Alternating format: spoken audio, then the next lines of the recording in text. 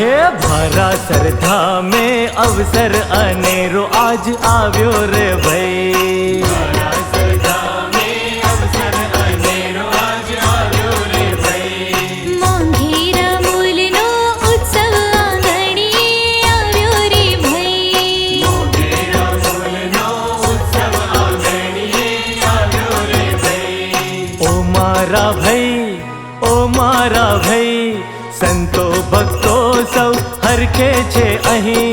भजन धुन सौ गाता झूमे नाचे ताड़ी लई लई। भजन धुन सौ गाता झूमे नाचे ताड़ी लई लई।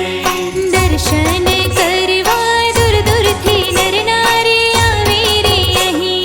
दर्शन करवा दूर दूर थी नर नारी आवे रे अहीं। हाँ भरा श्रद्धा में अवसर अनेरो आज आव्यो रे भई। भरा श्रद्धा में अवसर अनेरो आज आव्यो रे भई।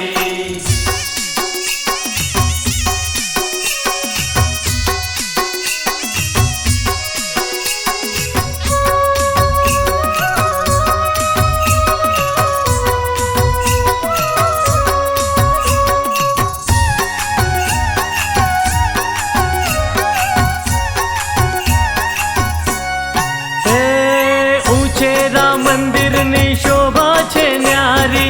आभमा धजाओ फरके छे प्यारी। स्वामी नारायण बापा पधारशे। उजवળ भारसर धामने दीपावशे। ढोल शरणायो ना सुरताले भक्तो नाचे थई थई। ढोल शरणायो ना सुरताले भक्तो नाचे थई थई। स्वामी श्री ना है आजे हरख नथी वातो रे भई। स्वामी श्री ना है आजे हरख नथी वातो रे भई। हाँ भरा श्रद्धा में अवसर अनेरो आज आव्यो रे भई। भरा श्रद्धा में अवसर अनेरो आज आव्यो रे भई।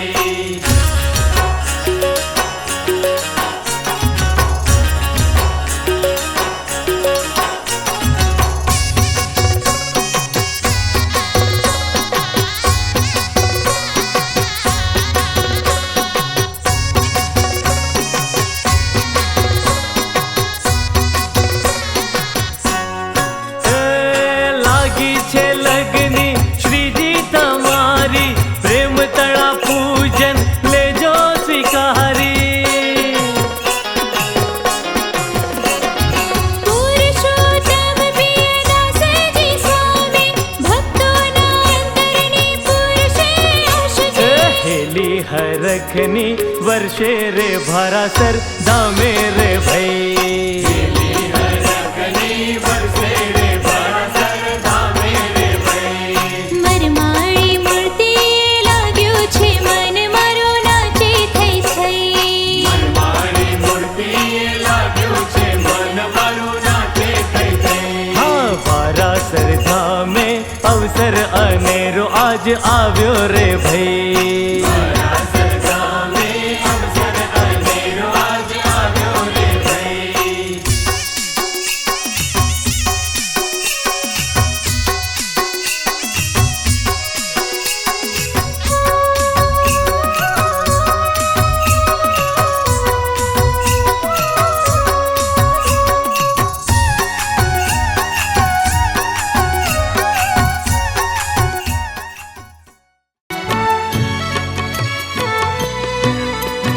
आरती प्रगट प्रभु जी की कीजे।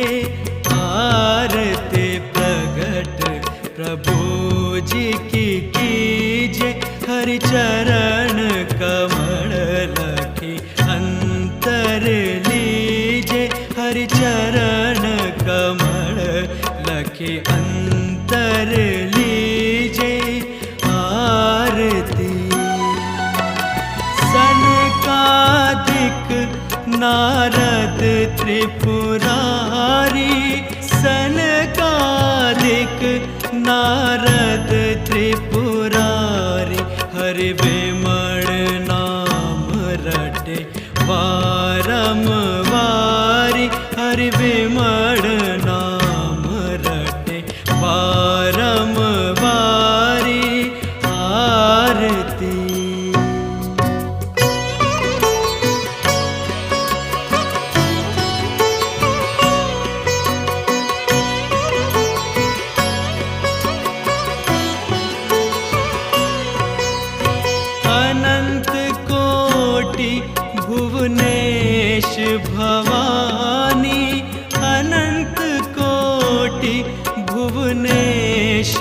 भवानी, हरि सब विधि महिमा सकत नहीं जानी, हरि सब विधि महिमा सकत नहीं जानी। आरती धरत ध्यान दृढ़ योग मुनीश्वर, धरत ध्यान दृढ़ योग मुनीश्वर, हरिशेष सहस्र मुख रटत निरंतर, हरिशेष सहस्र मुख रटत निरंतर। आरती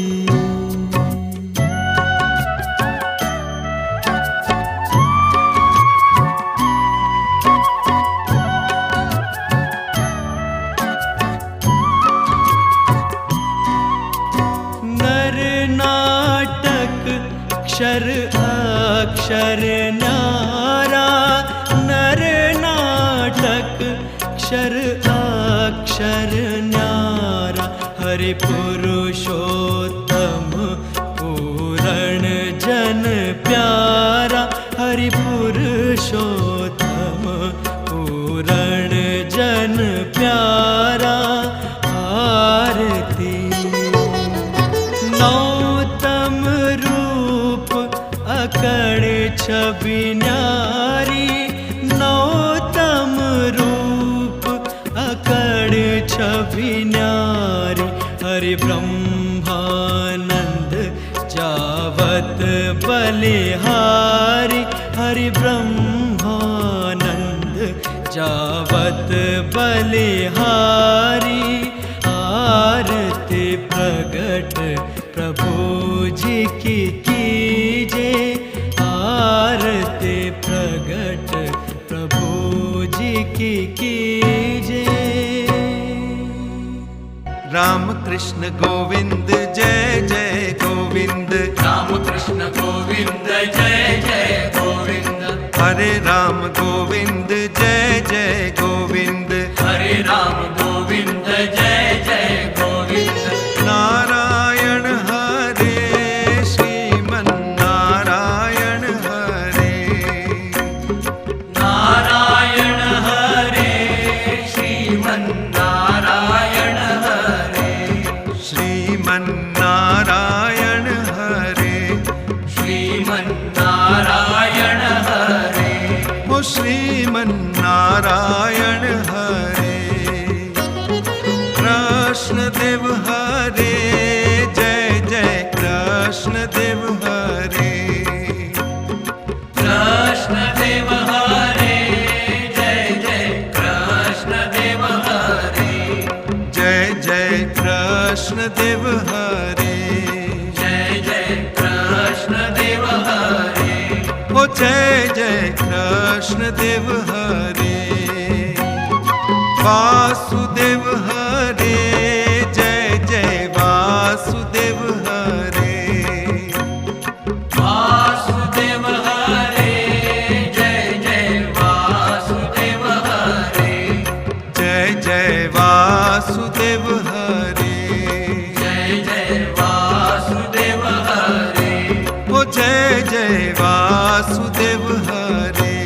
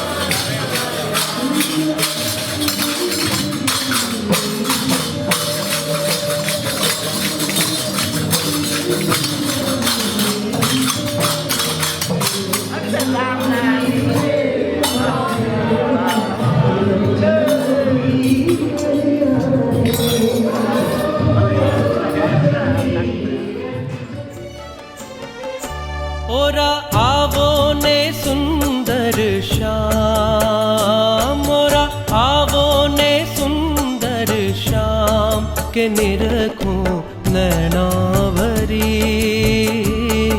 के निरखूं नैना भरी हो।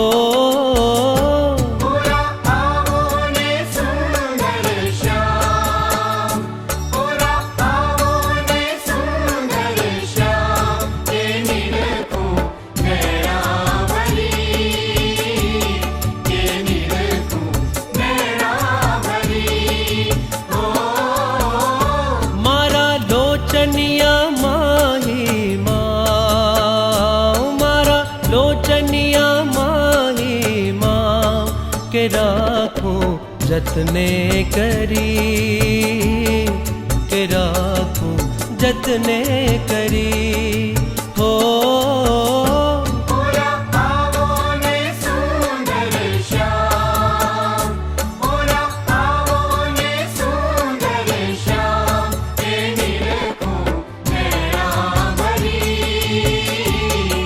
के निरखूं नैना भरी।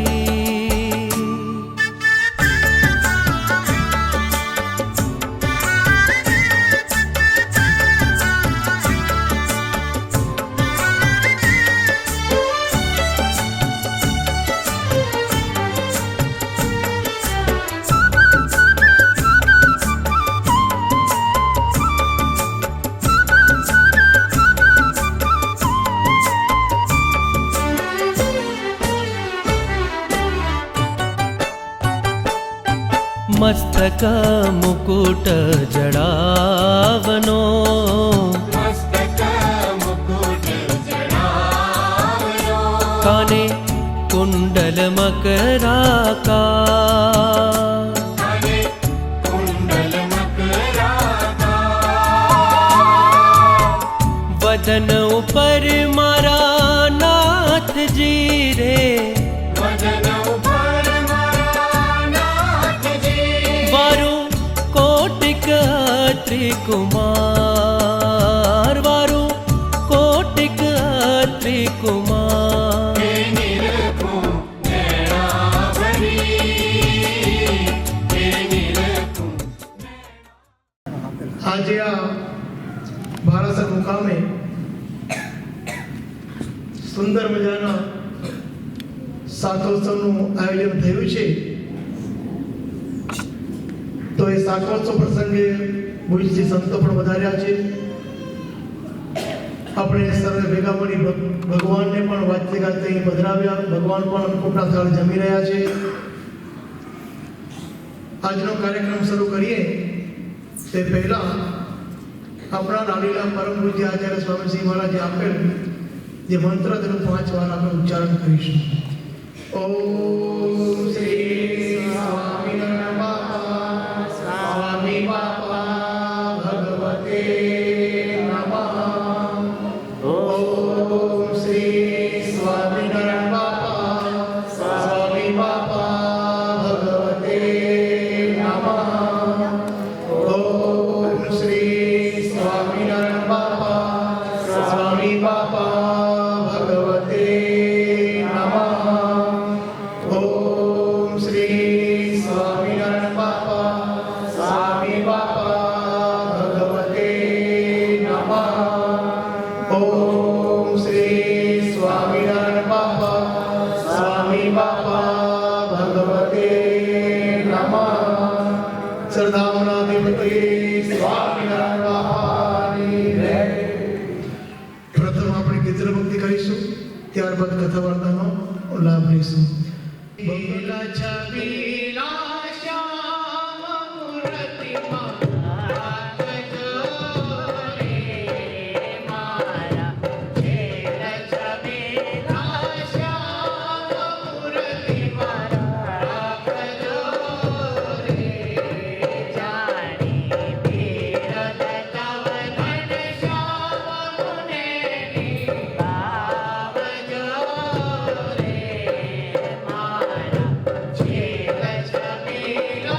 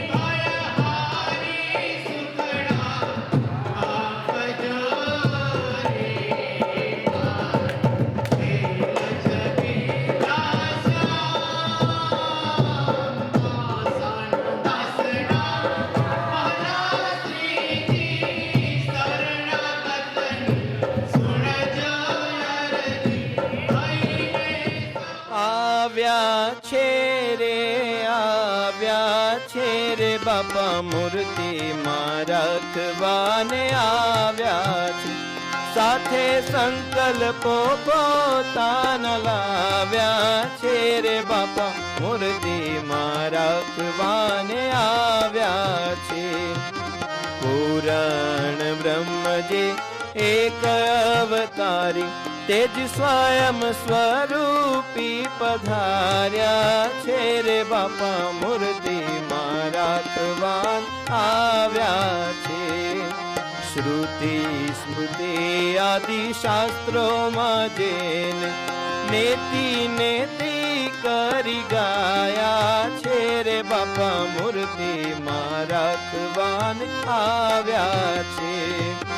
મનુષ્ય જેવા થઈ વિચર્યા ભૂમિમાં દૈવી જીવોને બહુ ભાવ્યા છે રે બાપા મૂર્તિમાં રાખવાને આવ્યા છે.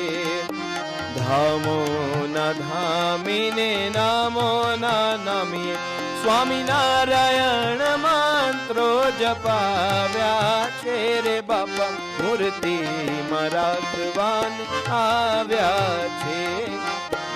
સ્વમુખ વચનામૃત દિવ્ય વાણીના પ્રેમેથી પાઠો પઢાવ્યા છે રે બાપા મૂર્તિમાં રાખવાને આવ્યા છે.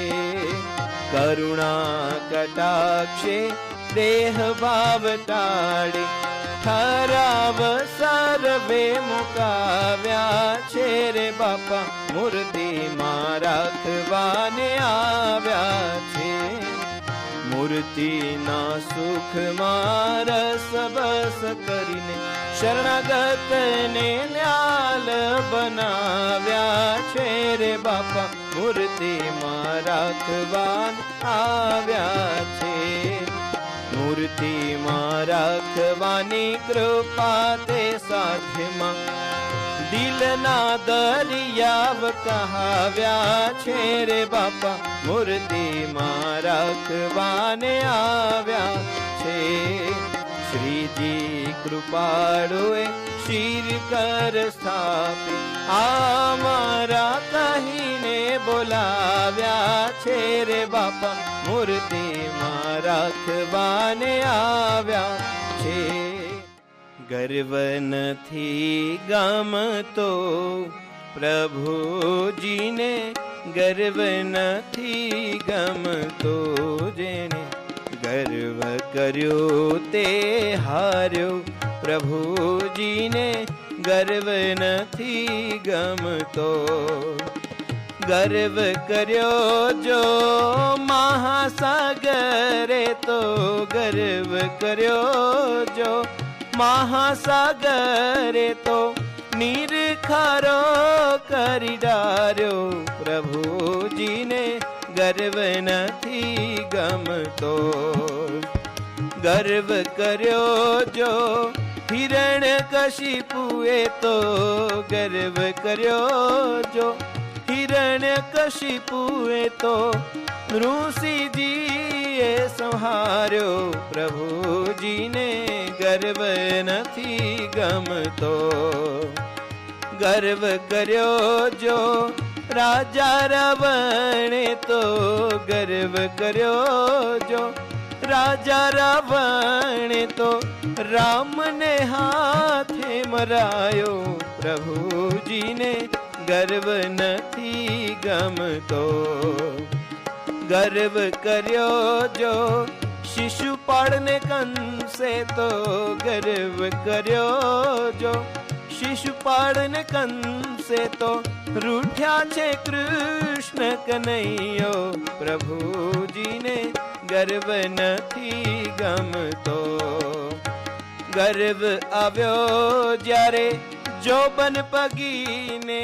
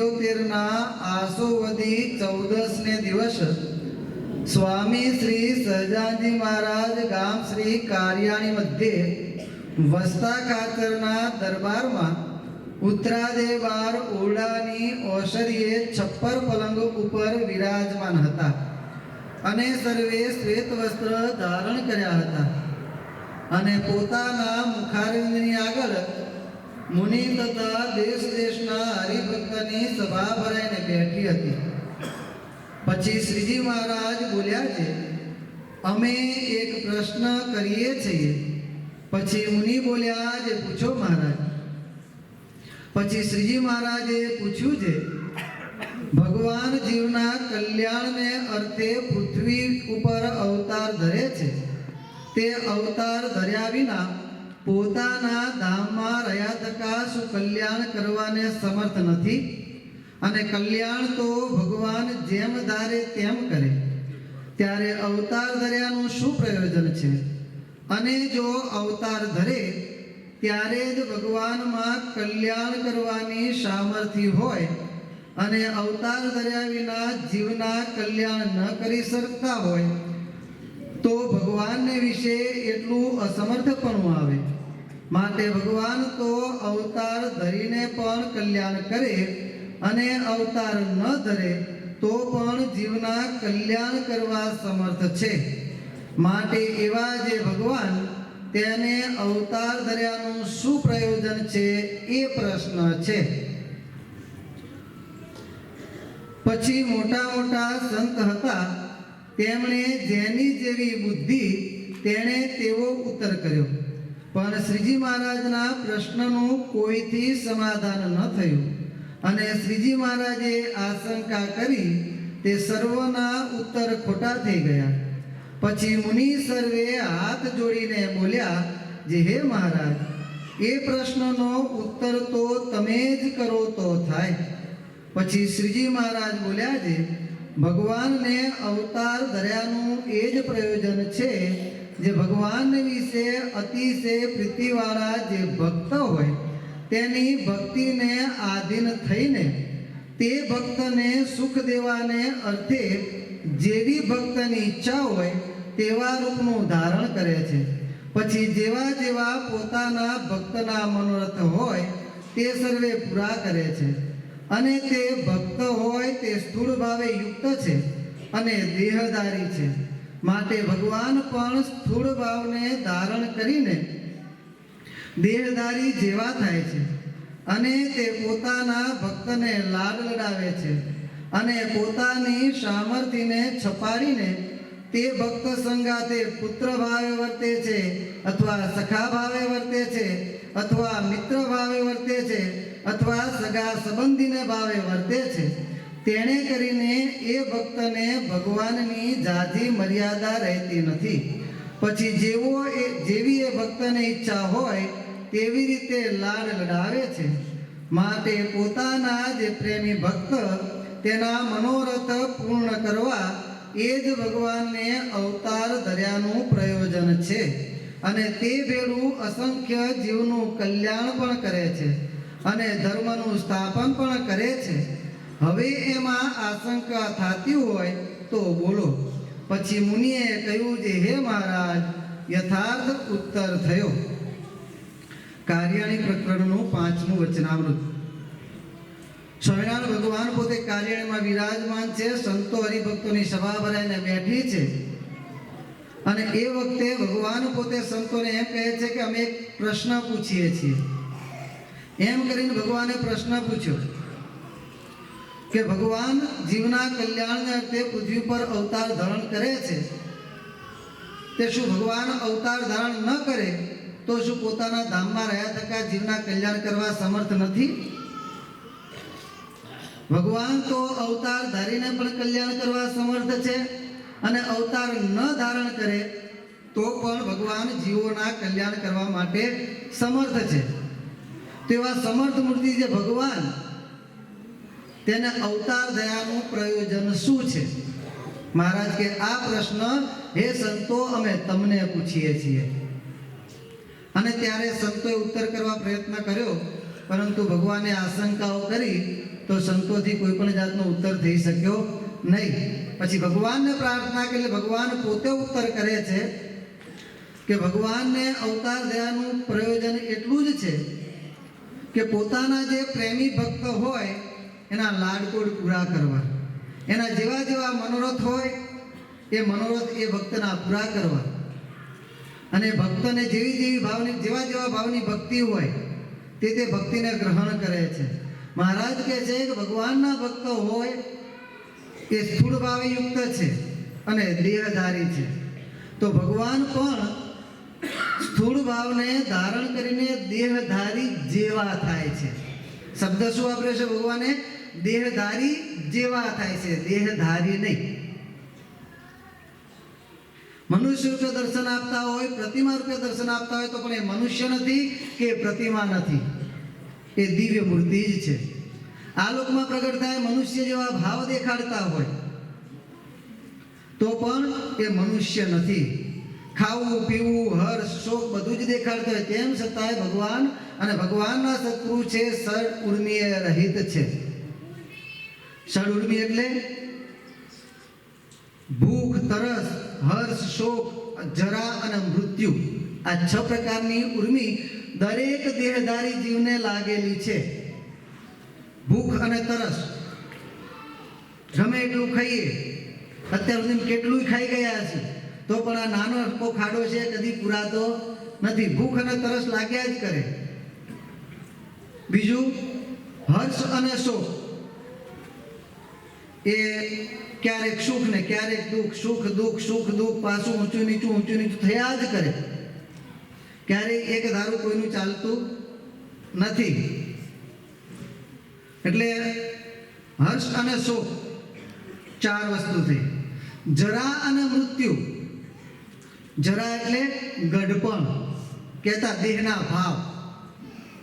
જરા એટલે દેહના ભાવ, બાળ, યુવાન, વૃદ્ધ, એ જે દેહમાં જે વિકાર આવવા, શારીરિક જે અવસ્થાના વિકાર આવવા, ક્યારે પણ ભગવાન અને સત્પુરુષને એ લાગુ પડતું. આ લોકમાં મનુષ્ય રૂપ દેખાડતા એટલે દેખાડે ખરા, પરંતુ સાંઈ બાપાના શબ્દોમાં કહીએ તો ભગવાન કેવા છે? નવીન કિશોર સદા સુખધામા, દાસાનું દાસને પ્યારા ઘનશ્યામ. નવીન કિશોર, સાંઈ બાપા ધ્યાનમાં કીર્તન બોલે, વરી વરીને શબ્દ બોલે, નવીન કિશોર, નવીન કિશોર. ક્યારેય એમને દેહના વિકાર, અવસ્થાના વિકાર એમને લાગુ પડતા નથી. અને મૃત્યુ, ભગવાન ક્યારેય જન્મતા નથી અને મરણ પણ પામતા નથી. એટલે આ સદગુરુમીય રહિત છે, પરંતુ આ લોકમાં પધારે એટલે ભક્તને સુખ થવાને અર્થે. કારણ કે મહારાજ કહે છે સજાતીને સજાતીમાં હેત થાય. નાનું બાળક હોય તેને નાના બાળક જોડે જ મજા આવે. 4-5 ઘરડા ઓટલા ઉપર બેઠા હોય ત્યાં નાના બાળકો જેમ બેસશે નહીં. બાપ જોડેથી છોકરું આઘું નહીં જાય, પણ એના સરખા બાળકો મળી જશે તો બાપને શોધવા જવું પડશે કે મારું બાળક ક્યાં ગયું. કેમ? તેને સજાતી મળી ગયા. એટલે સજાતીને સજાતીમાં હેત થાય. એટલે આપણે દેહધારી છીએ તો ભગવાન પણ દેહધારી જેવા થાય છે. જેમ આપણે ખાવું પીવું હર્ષ શોક જરા મૃત્યુ આ બધું આપણામાં છે, તો ભગવાન પણ આપણા જેવું દેખાડે છે. હોતું નથી, એમને ક્યારેય હોતું નથી, પણ આપણા જેવું એ બધું દેખાડે છે. તો મહારાજ કહે છે ભગવાન આ બધું શેના માટે દેખાડે છે? તો ભક્તને જ્યારે સંભાવ થઈ જાય એટલે જેવા જેવા ભાવથી એને ભગવાન પાસેથી સુખ લેવું છે તેવા તેવા ભાવથી સુખ લઈ શકે. મહારાજ કહે છે પુત્ર ભાવે વર્તે છે, સખા ભાવે વર્તે છે, સગા સંબંધીને ભાવે વર્તે છે. કેમ? તો એવા એવા ભાવે વર્તે તો જ સુખ લઈ શકાય. આપણે સ્વામી શ્રી આપણા ભેગા હોય ક્યારેક પોતે પોતાને જે પ્રમાણે પીઢ એ પ્રમાણે વર્તતા હોય, પોતાને ઓલા પ્રમાણે મોભા પ્રમાણે, અને ક્યારેક આપણે ફરવા ગયા હોય, ક્યાંક ગમત થતી હોય, રમાડતા હોય ત્યારે આપણા જેવા થઈ જાય. જો આપણા જેવા ન થાય ને સિરિયસ થઈને બેસી રહે તો આપણે સુખ લઈ શકીએ? તો સુખ લઈ શકાય નહીં. ભગવાન પણ જ્યારે નાના હતા ત્યારે ક્યારેક ક્યારેક પોતાનું સામર્થ્ય દેખાડે, અને સામર્થ્ય દેખાડે ત્યારે માતા પિતાને એમ થાય ઓ આ તો મારા દીકરા નથી. ક્યારેક મારવા ગયા હોય, વઢવા ગયા હોય, ક્યાંક ત્યારે સામર્થ્ય દેખાડે ભગવાન, અને પછી એમ થાય આ તો ભગવાન છે.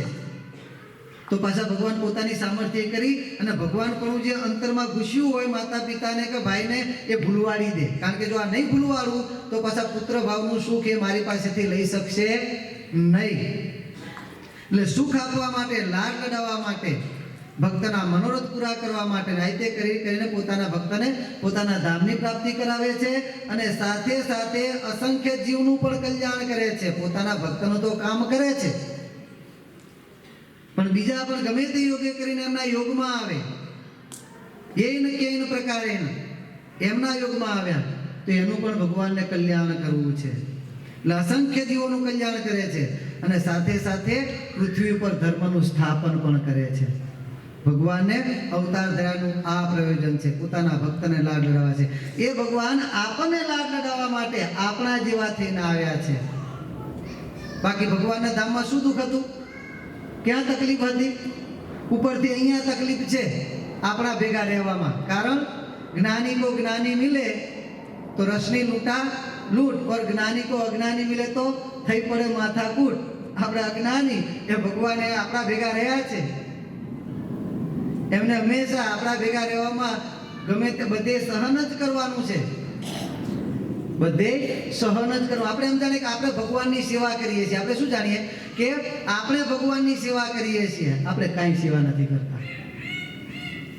આપણા કરતા લાખ ગણી સેવા એ ઘણી આપણી કરે છે. આપણે જાણીએ કે આપણે એમનું કીધું કરીએ છીએ, આપણા કરતા 10 ગણું એ આપણું કીધું કરે છે. આપણે સ્વામીશ્રી પાસે જઈએ, ગમે તેવી પ્રાર્થના લઈને જઈએ, ભગવાન સંબંધી હોવી જોઈએ, ધર્મ સંબંધી હોવી જોઈએ. પછી ભગવાનની આજ્ઞાથી વિરુદ્ધની પ્રાર્થના લઈને જઈએ તો વસ્તુ જુદી છે, એની વાત નથી કરતો. પરંતુ ભગવાનની આજ્ઞા સ્વતીય પ્રાર્થના હોવી જોઈએ. ગમે તેવી પ્રાર્થના લઈને જઈએ, બાપા મારે આ રીતે લાભ લેવો છે, બાપા મારે આવું કરવું છે, બાપા આ તમને લાભ આપો, આમ ગમે તે પ્રાર્થના લઈને જઈએ, જ્યાં સુધી બાપા પાસે ટાઈમ હશે ત્યાં સુધી કોઈ પણ ભક્તને ના પાડતા નથી. ક્યારેક ક્યારેક તો અમને સંતોને હલવાવી દે, જો કે અમને નહીં, મોટે રાજ્ય મહંતો એની વાત છે. બાપા અહીંયા પધાર્યા હોય, ટાઈમ હોય ને એટલે ના પડે, ભાઈ પધરામણી તો નથી કરવાનું, ફલાણાની આ પ્રાર્થના હતી બાપા, ના મારે ટાઈમ નથી, ના પાડી દે. સંતોને કહી દે ગમે તે ભક્તો આવતે પધરામણી રાખતા નહીં, હું થાકી ગયો છું, બીમાર છું, ગમે તે જે બાનું હોય તે. એટલે ભક્તો સંતોને પ્રાર્થના કરવા આવે એટલે સંતો તો ના જ પાડી દે. બાપાએ કીધું એટલે સંતો ચોખ્ખી ના પડે, ભાઈ બાપાની મરજી નથી, બાપાએ ના પાડી છે એટલે આ વખતે કોઈની પધરામણી થશે નહીં. અમુક ભક્તો એવા હોય કે સંતો ના પાડે એટલે સીધા બાપા પાસે પહોંચી જાય, બાપા પાસે જઈને ગડગડા થઈ જાય, બાપાને પ્રાર્થના કરે એટલે બાપા એને ના પાડી શકે નહીં. ઓલા સંતોએ ના પાડી હોય, 5 વાર ધક્કા ખાતા હોય સંતો, બાપા પાસે 1 વાર જાય બાપા હા પાડી દે, ત્યારે સંતો હલવાઈ જાય. ઓલા ભક્તો કે આ સ્વામી જાડા આવે છે કે જંજ્યા કરે, બાપાએ તરત હા પાડી દીધી કે છે. પણ કેમ? ભક્તના પ્રેમની આગળ એ દિનાધીન થઈ જાય છે. એ પછી ત્યાં આગળ પોતાનું પકડી રાખતા નથી. એમને એમ કે હું એને જો એના મનોરથ પૂરા નહીં કરું, બીજું કોણ કરવાનું છે? પોતાને તકલીફ પડે, બીમાર હોય, થાકી ગયા હોય તો પણ આપણી પ્રાર્થનાનો ક્યારેય જ્યાં સુધી ટાઈમ હોય ત્યાં સુધી ઇનકાર કરતા નથી. બાપા કે છે અમે આ પ્રમાણે ભગવાન કહે છે લાડ લડાવવા માટે, મનોરથ પૂરા કરવા માટે આવ્યા છીએ. હવે આપણી શું ફરજ છે? તો એ આપણા માટે આટલું કરે છે તો આપણે એમની આજ્ઞા પ્રમાણે વર્તવું, એમની ભક્તિ કરીને એમને રાજી કરવા આપણી ફરજ છે. જેમ ભગવાને 10મા વચનામૃતમાં કીધું ને, આપણે સવારે વાત થઈ હતી એ પ્રમાણે, પ્રથમ પ્રકરણનું 10મું વચનામૃત, કર્યા કૃતને ન જાણે તો એને કૃતજ્ઞ જાણવું. ભગવાન જો આપણા માટે આટલું કરે, અને આપણે જે કંઈ કરીએ છીએ ભગવાન માટે નથી કરતા, આપણે જે કંઈ એમનું કીધું કરીએ છીએ પણ આપણા માટે જ કરીએ છીએ. એમનું કીધું પણ કરીએ છીએ એ આપણા માટે જ કરીએ, પણ એમના કહેવાથી કરીએ છીએ માટે રાજી થાય છે. તો આપણી ફરજ છે, ભલે આપણા માટે, તેમ છતાં એમની જે પ્રમાણે આજ્ઞા છે એ પ્રમાણે આપણે વર્તવું. તે ફાયદો તો આપણે જ છે, પણ એ પ્રમાણે વર્તવું બાપા કહે છે આ આપણી ભક્તિ છે. અને ભગવાનના અર્થે જે કંઈ કરીએ ને અંતે એ જ લેખે લાગે છે. સંસારના અર્થે, વ્યવહારના અર્થે કરેલું બધું જ અંતે નકામું છે, કાંઈ જ સાથે આવવાનું નથી. સાંઈ બાપાના શબ્દોમાં કહીએ તો ભગવાનના અર્થે કરેલું જ લેખે લાગવાનું છે, બાકી બધું કરેલું તો લાલીના લેખે છે. સ્વામિનારાયણ ભગવાન વસ્તા ખાતે તે કાર્યાણી પધાર્યા હતા. કાર્યાણીની વાત છે, અહીંયા કાર્યાણી મહારાજ પધાર્યા હતા અને એ વખતે વસ્તા ખાચરને કંઈક પ્રસંગ હતો, એના કારણે રસોઈ આપી હતી. વસ્તા ખાચર કહે છે કે મહારાજ સંતોને આજ્ઞા કરો, સારામાં સારી રસોઈ કરે ને 2-3 પકવાન બનાવે ને 2-3 ફરસાણ બનાવે ને આમ કરે ને 2 શાક બનાવે ને 1 કઠોળ બનાવે, સારામાં સારી રસોઈ કરો. મહારાજ કહે છે પણ ખર્ચો વધી જશે, સંતો ઘણા આવ્યા છે. અરે મહારાજ ગમે એટલો ખર્ચો થાય કે છે, કરો કે છે. મહારાજ પણ કે આટલું બધું કેમ? તો મહારાજ આપને અર્થે, આપના સંતો ભક્તોને અર્થે વપરાણું એ જ કામનું છે, બાકી તો બધું લાલીના લેખે છે. મહારાજ કે લાલીના લેખે એટલે શું? ત્યારે વસ્તા ખાચર કહે છે કે મહારાજ અમારા ગામમાં એક ભરવાડ અને ભરવારણ હતા. હવે એમને મોટી ઉંમરે એક દીકરીનો જન્મ એમના ત્યાં થયો. કોઈ દીકરો હતો નહીં, દીકરીનો જન્મ થયો એ પણ મોટી ઉંમરે. એટલે મોટી ઉંમરે દીકરીનો જન્મ થયો એટલે એમને તો દીકરી પ્રત્યે બહુ પ્રેમ, બહુ હેત. જે કાંઈ કમાય દીકરી માટે જ ખર્ચા કર્યા કરે. એના માટે ઘરેણા લાવે, એના માટે કપડાં સિરાવે, આખો મહિનો અલગ અલગ કપડાં પહેર કરે ને તોય ખૂટે નહીં, એટલા કપડાં પહેરાય. કારણ કે દીકરી ગણો તો આ, દીકરો ગણો તો આ, આપણે જે ગણો બધું આ જ છે કે છે. કમાઈને આપણે અંતે કરવાનું છે શું? પાછળ કોઈ વારસદાર તો છે નહીં, બધું આના માટે જ છે. એટલે દીકરાના પ્રેમથી કે દીકરીના પ્રેમથી કે જે રીતે એને પ્રેમ કરવાનો બધું આ એની દીકરી લાલી. એટલે મહારાજ એના પ્રત્યે બહુ પ્રેમ, બહુ હેત ને આ તે હેતમાં પ્રેમમાં એના ઉછેરા કરે, મોટી કર્યા કરે. એમ કરતા કરતા લાલી થોડીક મોટી થઈ અને ભગવાનને કરું લાલી મરી ગઈ. એક તો ઘણા સમય પછી ભગવાને દીકરી આપી હતી અને એના પ્રત્યે આટલો બધો પ્રેમ, આટલો બધો ખર્ચો કરે, આટલા લાડ લડાવતા, આટલું હેત હોય અને દીકરી મરી જાય, કેટલો શોક થાય. 15-20 દિવસ સુધી તો ભરવાડને ખાવાનું ભાવ્યું નહીં હો. પછી પુરુષ હોય એટલે જરાક હૃદય એનું કાઠું હોય, એને પોતાનું મન ધીરે ધીરે વાર્યું. પણ જે ભરવારણ હતી એ તો આખો દિવસ રડ્યા જ કરે, દીકરીને યાદ કર્યા કરે. કોઈ કામમાં એનું ધ્યાન ના જાય, કોઈ ધંધામાં કે કોઈ જગ્યાએ એનું ધ્યાન જ ના જાય. બસ મારી લાલી એમ કર્યા કરે ને એને યાદ કરીને રડ્યા જ કરે. પેલો ભરવાડ ઘણું સમજાવે કે હશે ભગવાનની જેવી મરજી, ભગવાનની ઈચ્છા છે, એમ થયું હશે, જે થયું હશે તે. પેલી કહે છે પણ આ બધું હવે પહેરશે કોણ, આ વાપરશે કોણ, આપણી લાલી તો જતી રહી, એના માટે આપણે બધું કર્યું હતું કે છે. ભરવાડ ઘણું સમજાવે પણ પેલી માને નહીં, રડ્યા કરે આખો દિવસ. કોઈક સેજ કંઈક વાત દીકરી હોય, કોઈકને જોવે, કોઈકની દીકરીને જુએ તો પણ એને પોતાની દીકરી યાદ આવે અને રડ્યા કરે. એમ કરતા કરતા એક દિવસ આ ભરવાડ કામ પ્રસંગે બહાર ગયેલો. પેલી ભરવાડ ઘેર બેઠેલી શોકમાં હતી અને એક ભૂદેવ ગામમાં આવ્યા. આ ભૂદેવને બધી ખબર પડેલી કે ભાઈ આ પ્રમાણે આ ભરવાડના ઘેર આવું થયેલું છે, બહુ દીકરીને બહુ હેત હતું, બહુ એના માટે રડે છે, બહુ દુઃખી છે. તો પેલા ભૂદેવ આવ્યા, પેલા લાલીને ઘેર, ભરવાડને ઘેર આવ્યા અને ભરવાડને કહે છે કે હું સ્વર્ગમાંથી આવ્યો છું. કે શું કહે છે? હું સ્વર્ગમાંથી આવ્યો છું કે છે અને તમારી લાલીના સમાચાર લઈને આવ્યો. જ્યાં લાલીનું નામ સાંભળ્યું એટલે પેલી ભરવાડ તો આનંદમાં આવી ગઈ. હો, મારી લાલી શું કરે છે કે એને શું સમાચાર મોકલ્યા છે એ મને સંભળાવો કે છે. પેલા ભૂદેવે જાણ્યું કે અહીંયા આગળ બરોબર આપણો ખીલો ખોટે એમ છે કે છે, અહીંયા તીર વાગવાનું છે, બરોબરનો લાગ છે. પેલા ભરવાડ કહે છે કે તમારી લાલી તો એ મજામાં છે, જલસા કરે, સ્વર્ગમાં દેવી થઈ છે, દેવી કે છે. અને સ્વર્ગમાં દેવી થઈ છે, જલસા કરે છે ને તો સ્વર્ગના સુખ ભોગવે છે, બહુ આનંદ છે, બહુ આનંદ છે કે મોજ કરે છે કે. પણ એક વાતનું દુઃખ છે કે. કઈ વાત? મારી લાલીને દુઃખ શું છે એ તો વાત કરો કે. બીજું તો કાંઈ દુઃખ નથી, પરંતુ ત્યાં આગળ બધી દેવીઓ સારા સારા વસ્ત્ર અને સારા સારા ઘરેણાં બધું પહેરીને ફરે, તમારી લાલીને કંઈ એવું સારું સારું પહેરવાનું છે નહીં કે છે. તમારી લાલી એવું કીધું કે આના કરતા સારું સારું મારા ઘરે પડ્યું છે, પણ લાવે કોણ? આ તો હું અહીં મૃત્યુલોકમાં પૃથ્વી પર આવતો હતો તો તમારી લાલીએ તમારું સરનામું આપ્યું કે મારા માતા પિતાને જઈને કહેજો કે મારે આ વસ્તુની જરૂર છે, મને મોકલે. અરે મારી લાલી માટે જ કરાવ્યું છે કે છે, એને બિચારીને દુઃખ પડે, ના ચાલે કે છે. લઈ જ જાઓ બધું કે એના માટે તો કરાવ્યું તું કે છે, લઈ જાઓ.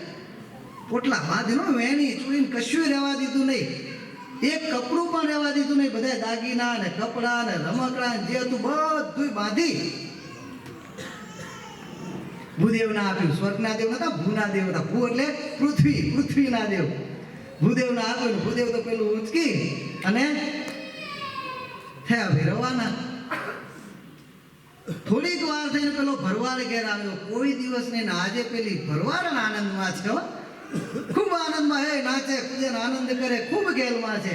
પેલો ભરવાડ વિચાર કરે છે કે હારું સમજાય આને થાકી ગયો કે ભાઈ હશે ભગવાનની જેવી મરજી, માનતી નથી, રડ્યા કરતી હતી ને આજે આનંદમાં છે, કારણ શું કે છે? ભરવાડ પૂછે છે તું આજે આટલી બધી આનંદમાં કેમ છે? ત્યારે કે છે વહુજના આનંદમાં લાલીના સમાચાર આવ્યા છે કે છે. શું સમાચાર આવ્યા? લાલી તો મજામાં છે. કોને કીધું? તે કે ભૂદેવ આવ્યા હતા કે છે, સ્વર્ગમાંથી ભૂદેવ આવ્યા હતા, એમણે આ સમાચાર હતા. શું વાત? કે હા, કે ખાલી લાલીને એક દુઃખ હતું, એ દુઃખે હવે મેં ટાળી દીધું. શું દુઃખ હતું કે છે? એને બધુંય સુખ હતું પણ એને સારા સારા દાગીના અને કપડાં નહોતા, એનું એને દુઃખ હતું. એટલે ભૂદેવને મેં આપી દીધા. ભૂદેવ સ્વર્ગમાં જતા હતા, મોકલી દીધું. પેલા જાણ્યું આખો ઠગ આવ્યો લાગે છે. ભરવાડ સમજી ગયો કે આ કોઈ ઠગ આવ્યો લાગે છે, આને ભોળપણમાં ભોળવી ગયો છે. બધુંય આપી દીધું. એના માટે તો કરાયું હતું, આપણે રાખીને શું કરીએ કે છે? એ જલસા કરે કે ભોગવે ને આનંદ કરે કે બીજા કરતા આપણી લાલીનો સ્વર્ગમાં વટ પડવો જોઈએ કે છે. બધુંય કે એક કપડું ને કપડું રાખ્યું નથી, કે બધું આપી દીધું. આની છોટું પાંતીને આપી જ દીધું કે છે. કઈ દિશામાં ગયા? હા, ઉત્તર દિશામાં ગયા છે ભૂદેવ કે. ભલે કે હું ભૂદેવને મળીને આવું કે છે. ઓલા ઊંઘ્યો સીધો, ત્યાંથી સીધો માર્યો ભૂદેવની પાછળ. 3-4 કિલોમીટર જ્યાં ઊંઘ્યો દોડાવ્યો ત્યાં તો આગળ ભૂદેવ પોટલું ચાલીને હાલ્યા જાય, કારણ કે ભૂદેવ હતા, સ્વર્ગના દેવ નતા. કે આને જાણ્યું કે પોટલા બાંધી જાય, ચોક્કસ આ જ ઠગ હોવો જોઈએ. પેલા ભૂદેવની નજર પાછળ પડી, એને જોયું કે આવે છે, મારતે ઊંટી આવે છે, આ પક્કા આ જ ભરવાડ જ હોવો જોઈએ. જો એના હાથમાં આવી ગયો તો આ બન્યું. એટલે ભૂદેવ ભાગ્યો મુખ્ય વારી, પણ ઊંટિયાની ઝડપે કઈ માણસ દોડી શકે તો વજન ઉચકેલો. એટલે જ્યાં ઊંટિયો નજીક આવ્યો એટલે પેલા ભૂદેવ ચડી ગયા પેલા વડના ઝાડ ઉપર. એટલે વડના ઝાડ ઉપર ચડ્યા એટલે પેલો બ્રાહ્મણ ભરવાડ હતો, સીધો ઊંટિયા ઉપરથી સીધો ઝાડ ઉપર ચડ્યો. તને છોડું નહીં કે સાલા ઠગીને ભાગ્યો છે કે સ્વર્ગમાંથી આવ્યો છે, દેખાડું તને સ્વર્ગ હમણાં કે. હા, પેલો ભૂદેવ પાકો હતો. પેલો ભરવાડ આ ડાળીએથી બીજે જેવો આવી જાય તો ભૂદેવ પણ ડાળીઓ બદલતો જાય. એમ કરતા ચડી ગયા ભૂદેવ. પેલો ભરવાડ એની વાહન વાય જાય. જેવો ઉપર ભરવાડ ચડ્યો એટલે ભૂદેવ બીજી ડાળીએથી ફટાફટ નીચે આવ્યો. કઈ ડાળીએ? જે ડાળી નીચે પેલું ઊંટ ઉભો હતો ને ત્યાં સીધું પડતું મેલું ઊંટિયા ઉપર અને મારી મૂકે ઊંટ્યો. પેલો ભરવાડે જોતો રહી ગયો.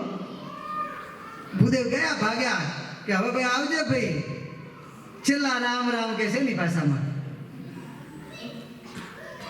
ભરવાડ ધીરે ધીરે ઠોક્યો, વિલા મોઢે પાછો આવ્યો. ઘેર આવીને પેલી ભરવાડને મળે છે. ભરવાડ કે શું થયું? ભૂદેવ મળ્યા? હા, ભૂદેવ મળ્યા કે છે. ભૂદેવ તમને મળ્યા? કે ભૂદેવ મળ્યા. લાલીના સમાચાર આપ્યા? હા, આપ્યા કે છે. સ્વર્ગમાંથી જ? હા, સ્વર્ગમાંથી જ આવ્યા હતા કે છે. તો ભૂદેવ મળ્યા તો મળી, પણ તમે મળવા ગયા ત્યારે તો ઊંટિયો લઈને ગયા હતા. ઊંટિયો ક્યાં ગયો? અરે ભૂંડી, તને એકને જ લાલીમાં હેત કે છે. તે લાલી માટે ઘરેણા આલ્યા, કપડા આલ્યા, જે હતું બધું આલ્યું. તો મારે લાલી માટે કઈ નહીં મોકલવાનું કે? મેં લાલી માટે ઊંટિયો આલ્યો કે ઊંટિયો લાલીના લેખે. એ જલસા કરે, સ્વર્ગમાં ઊંટિયા પર ફરે કે છે. લે એટલે પેલા વસ્તા કાજર કહે છે કે મહારાજ આ પ્રમાણે ભરવાડે મન વાર્યું કે ઊંટિયો પણ લાલીના લેખે. એમ મહારાજ તમારે અર્થે, તમારા સંતો ભક્તોને અર્થે જે કાંઈ થાય એ જ લેખે લાગવાનું છે, બાકી તો બધું લાલીના લેખે છે. કે માયામાં જે કાંઈ કર્યું અંતે કાંઈ કામ આવવાનું છે નહીં. એટલે આ રીતે મન વારે, કારણ કે કશું કામ આવવાનું નથી. એમાંથી મન વારો, એમાં સમજણ કેળવો, ભગવાનની ભક્તિ કરવી હશે. કારણ બાપા શું કહે છે? કીડીબાઈ 40 સાસરે ને 9 મણ કાં કરે, કીડી ચોખ્ખો લે ચલીને બીચ में मिली डाल, दो बातें नहीं મળે, કાં સેતો કાં ટાલ. કાં તો ભક્તિ કરો ભગવાનની અને કાં વિષય કમાવો. એટલે ભગવાનની ભક્તિ કરવી એ સત્ય વસ્તુને પકડવી છે, કારણ કે સાચું નામ તો એ જ છે.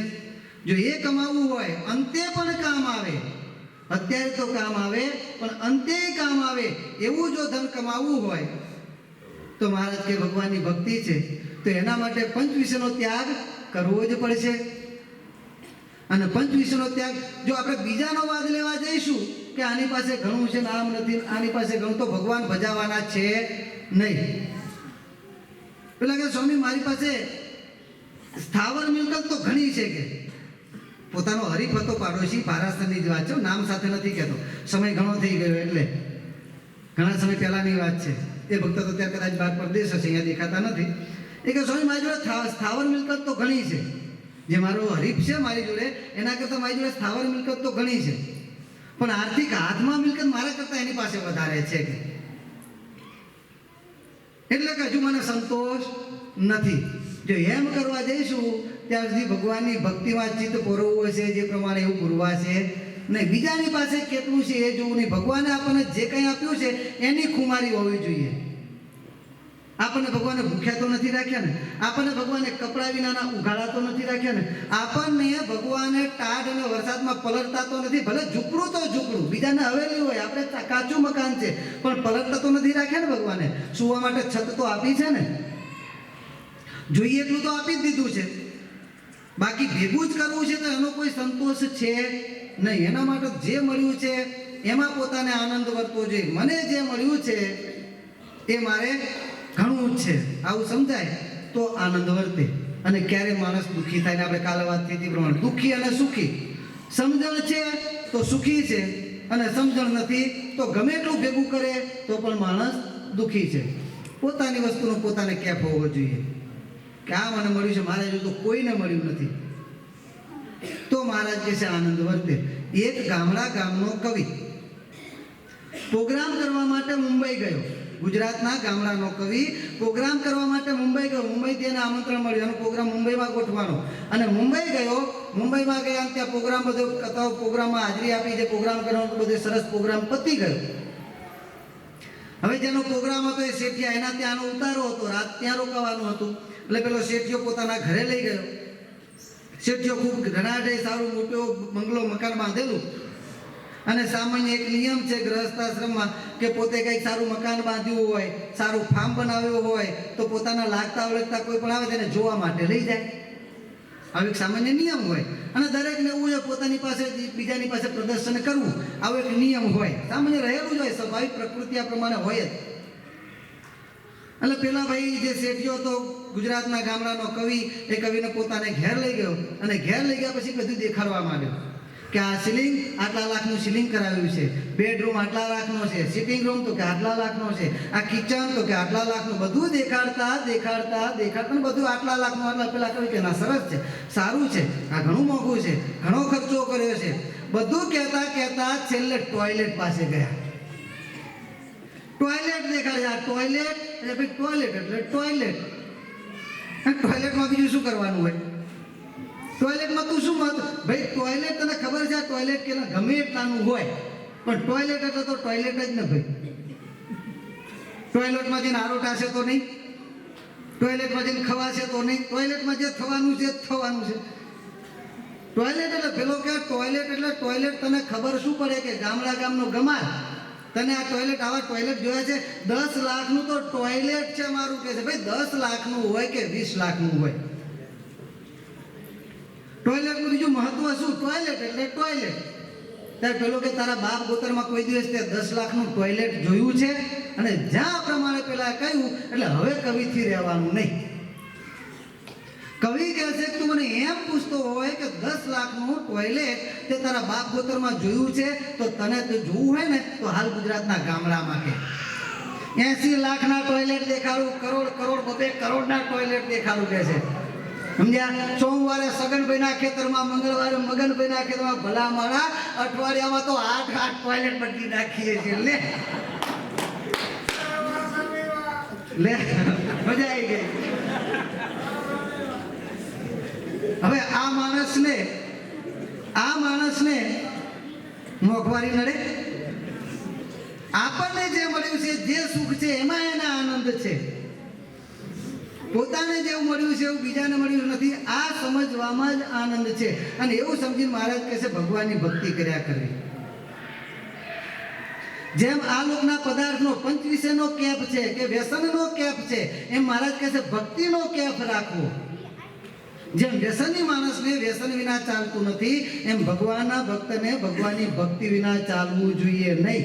જેમ વ્યસનનો અમલ ઉતરી જાય ત્યારે ઢીલો પડી જાય, જ્યારે ભગવાનની ભક્તિ કરવા ન મળે ત્યારે આપણને અંતરમાં ઉદ્વેગ, ખેદ થવો જોઈએ કે આજે ભગવાનની ભક્તિમાં મારે આટલી કસર આવી. અને જેમ અમલ ઉતર્યા પછી એને જેવું વ્યસન જે વસ્તુનો એને કેફ હોય એ વસ્તુની પ્રાપ્તિ થઈને માણસ જોરમાં આવી જાય છે, એમ ભગવાનના ભક્તને જ્યારે ભગવાનની ભક્તિ કરવાનો સમય મળે એટલે આનંદમાં ને જોરમાં આવવો જોઈએ.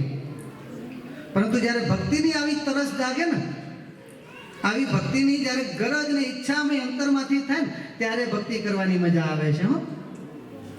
એક ભાઈ પોતાના ઘરના માણસ બીમાર હતા ને એટલે દવાખાને લઈ ગયા, ડૉક્ટર પાસે લઈ ગયા. અને ડૉક્ટરે બધી વાત કરી, ભાઈ સાહેબ આ પ્રમાણે બીમારી છે, આવી તકલીફ થાય છે, આમ થાય છે, જે કહેવાનું હતું બધું કહી દીધું. પેલા ડૉક્ટર પેલા બેનનો હાથ પકડીને આમ જોયા કરે, 2, 3, 4 મિનિટ થઈ, ટેન્શનમાં આવી ગયા ડૉક્ટર. એટલે પેલા બેનના ઘરવાળા હતા ને બેઠા બેઠા જોયા કે આ ક્યારનો હાથ પકડીને ક્યારનો આમ હાથ ફેર્યા કરે છે, આ કરે છે શું? ના રહેવાનું. ડૉક્ટર સાહેબ તમે હાથ પકડીને ક્યારના શું કરો છો કે છે? અને ત્યાં ડૉક્ટર કહે છે કે આ બેનની રગ હાથમાં આવતી નથી કે છે. શું કહે છે? આ બેનની રગ હાથમાં આવતી નથી. પેલો કે ભલા માણસ 35 વર્ષ થઈ ગયા, હજુ મારા હાથમાં રગ નથી આવી. આ 5 મિનિટમાં તારા હાથમાં ક્યાં રગ આવી જવાની છે? આ તો દ્રષ્ટાંત છે. બાપા કહે છે જેને ભક્તિની રગ હાથમાં આવી ગઈ ને, ભગવાનની ભક્તિ કરવાની રગ જેના હાથમાં આવી ગઈ, બાપા કહે છે એના ભાગ્યનો પાર નથી. એના ભાગ્ય ઉદય થઈ ગયા, એના ભાગ્યનો ક્યારેય પાર આવતો નથી.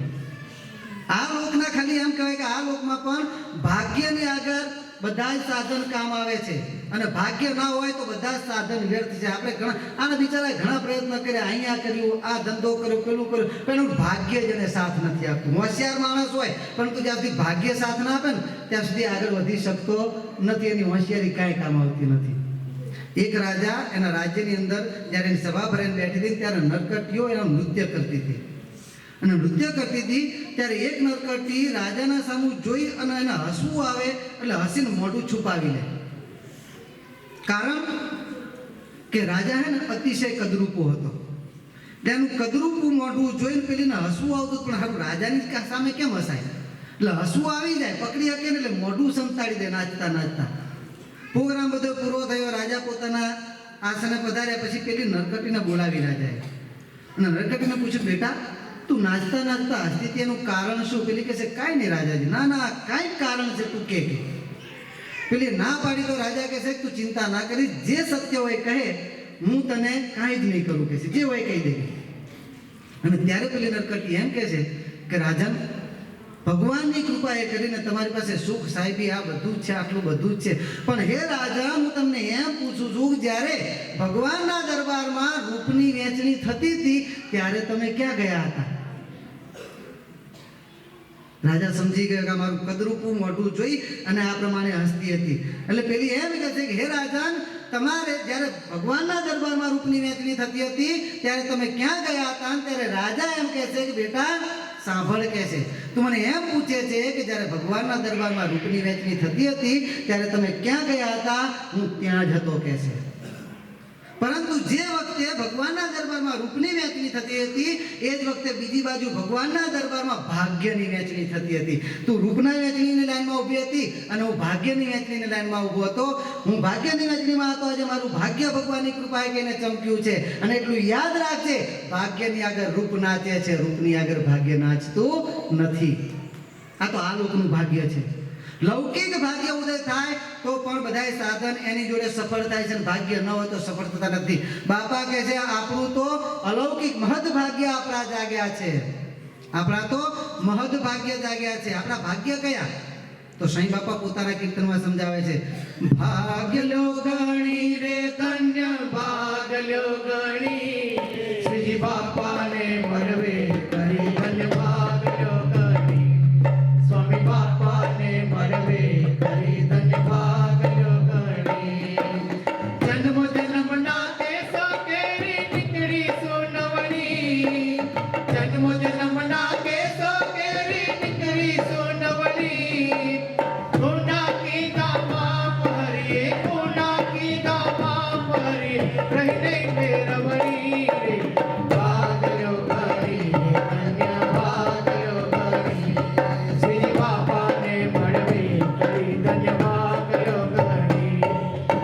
અનેક જન્મના સુકૃત ફળિયા થઈ મેં હરી તળી અનેક જન્મના સુકૃત ફળિયા થઈ મેં હરી તળી મુક્ત દ્વારે પ્રકટ શ્રીજી મુક્ત દ્વારે પ્રકટ બાપા આપે ગોરવણી રે ભાગયો ગણી ધન્ય ભાગયો ગણી શ્રીજી બાપાને મળવી કરી ધન્ય ભાગયો ગણી.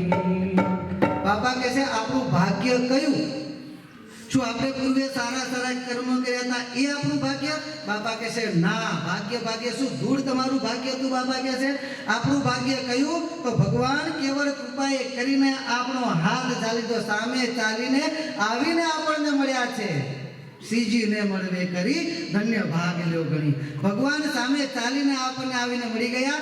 આ જ આપણું ભાગ્ય છે કે પૂર્વના આપણા સારા કર્મો હતા એટલે ભગવાન મળ્યા. ના, ભગવાનની દયામાં આપણે ફાવી ગયા છીએ. એટલે ભગવાને સામે ચાલીને આપણો હાથ ઝાલી લીધો એ જ આપણું ભાગ્ય છે. અને એટલું જ નહીં, ભગવાને આપણો હાથ ઝાલી અને જન્મો જન્મના કેશો કેરી નીકળી સુનવણી. ભગવાને બધા જ આપણા ખાતા હતા, જેટલા ચોપડા હતા બધા એકી સાથે ખોલી નાખ્યા. કોઈ મુદત રાખી નહીં. મુદત પડે તો બીજો જન્મ ધરવો પડે. એક પણ ગુનાની કોઈ પણ ઘણી બધી ફાઇલો, આપણા ખાતાની ફાઇલો કેટલી છે? 1 કરોડ કર્મની કોટડીઓ પડી છે. આટલું દેવું આપણી માથે પડ્યું છે. જો બધી ફાઇલો ભગવાન ખોલવા બેસે તો, અને ફાઇલોની મુદતો પડતી જાય તો, પણ અનેક જન્મના કેશો કેરી નીકળી સુનાવણી. એકી સાથે બધાની સુનાવણી ભગવાને ચાલુ કરી હતી. અને સુનાવણીમાં શું? અનેક જન્મના કેશો કેરી નીકળી સુનાવણી. ગુના કીધા માં ફરીએ રહી નહીં ફેરવણી. બધા જ ગુના માં બધાની પર ચેકો મારતા આવ્યા. કર્મની રેખ પર મારી કર્મની રેખ પર મેઘ. ભગવાને આપણા બધા જ કર્મની રેખ ઉપર મેઘ મારી દીધી. બધા જ ચોપડા સરભર કરી દીધા, બધા જ કેન્સલ કરી નાખ્યા, બધા જ ગુના માફ. અને આ બધા ગુના માફ કરી અને ભગવાને આપણને પોતાના શરણે લીધા અને માયાનું અજ્ઞાન કાઢ્યું. કારણ કે આપણી બુદ્ધિએ કહીને ભગવાન આપણને ઓળખાવાના છે. માયિક બુદ્ધિએ કરીને ભગવાનને ક્યારેય પામી શકાતા નથી. ભગવાનને પામવા માટે તો ભગવાનની જ દ્રષ્ટિ જોઈએ છે. અને જ્યારે બુદ્ધિનું ત્રાજવું તૂટે ને, સ્વામી બાપા શું કહે છે કે જ્યારે બુદ્ધિનું ત્રાજવું તૂટે ને ત્યારથી ભગવાન તત્વ શરૂ થાય છે. જ્યાં સુધી આપણી બુદ્ધિના ડોળ આપણે લખાવીએ, બુદ્ધિ પ્રમાણે કરવા જઈએ કે વિચારવા જઈએ તો આમ છે ને, આ તો આમ કે આમ સેટ નથી થતું, આ વાત સાથે આ વાત સેટ નથી, આ તો આવું કેમ હોઈ શકે? જ્યાં સુધી આપણે બુદ્ધિ દોડાવીએ ને ત્યાં સુધી ભગવાન તત્વ હાથમાં આવતું નથી. જ્યાં બુદ્ધિના ડોળ પૂરા થાય, બુદ્ધિરૂપી ત્રાજવું તૂટે ત્યારે જ ભગવાન તત્વ આવશે. જીવનું કજું નથી કે ભગવાનને જાણી શકે. અને એટલા માટે સ્વામી બાપા આગળ એ જ કીર્તનમાં કહે છે કે જીવની બુદ્ધિ જાણી ન શકે મોટી હરી. જીવની બુદ્ધિ કાઢી આપે દિવ્ય બુદ્ધિ કાઢી. જ્ઞાન સમજાવી વાલે આપી, જ્ઞાન સમજાવી વાલે આપી. મોક્ષની સરણી ભાગ્યો ગણી, ભાગ્યો ગણી. શ્રીજી બાપાને મળવી કરી ધન્ય ભાગ્યો ગણી. આપણી માયિક બુદ્ધિએ કરીને ભગવાનને આપણે ક્યારે પણ પામી શકતા કે ઓળખી શકતા નથી. એના માટે તો દિવ્ય બુદ્ધિની જરૂર પડે. દિવ્ય બુદ્ધિ એટલે શું? ભગવાનની દ્રષ્ટિએ કરીને જોતા શીખતા, ભગવાનના વચનમાં વિશ્વાસ રાખતા શીખીએ. એ ભગવાનની દ્રષ્ટિએ જોયું કહેવાય. બાપા શ્રી પોતાની વાતોમાં કહે છે કે શબ્દની સાથે જો ચાલતા આવડે ને તો ઠેઠ મૂર્તિમાં પહોંચાય. કારણ કે ભગવાન અને મોટા પુરુષના શબ્દ ક્યાંથી આવે છે? ભગવાનની મૂર્તિમાંથી આવે છે.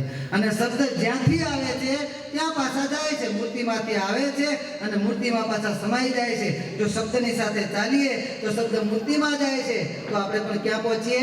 મૂર્તિમાં પહોંચાય. કહેતા વિશ્વાસ રાખવો.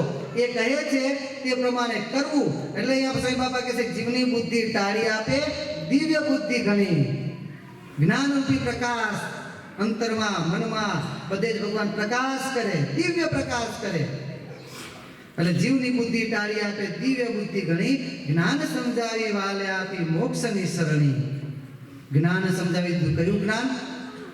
તું દેહ નથી, તું પુરુષોત્તમ રૂપ છે.